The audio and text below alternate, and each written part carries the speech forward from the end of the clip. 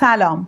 توی این ویدیو میخوام راجع به یکی دیگه از عضلات مهم در ورزش تیر و کمان باهاتون صحبت کنم.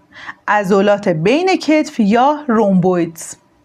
در زندگی روزمره ما از این عضلات بین کتف برای صاف نگه داشتن بدن موقع نشستن و عقب دادن کتف‌ها ازش استفاده میکنیم. حالا وظیفه این عضلات بین کتف موقعی که داریم ورزش تیر و کمان رو انجام میدیم دقیقاً چیه؟ کار رومبویدز جمع کردن کتف‌ها و ثبات در لحظه است. این ثبات در لحظه یعنی چی؟ یعنی زمانی که ما کمان رو در دست گرفتیم و زه رو داریم میکشیم، همونطور که در ویدیوهای قبلی گفتیم تا اینجا داریم از عضلات لت استفاده میکنیم. حالا اینجا رسیدیم به نقطه‌ای که رفتیم توی مرحله انکر، یعنی دست ما در واقع به این ناحیه رسیده، کتف ما در جمع ترین حالت ممکن خودشه.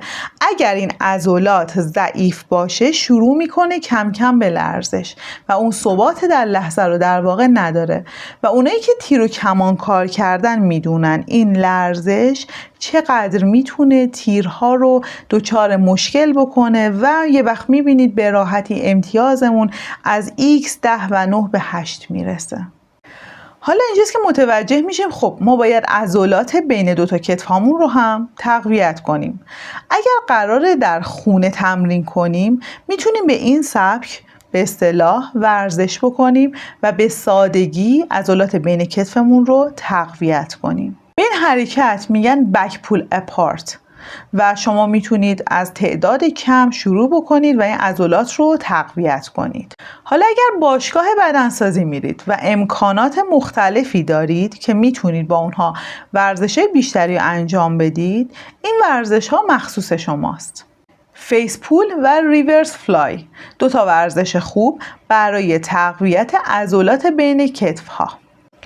تا اینجای کار دوتا از عضلات رو با هم شناختیم، یکی رومبویدز و یکی لت.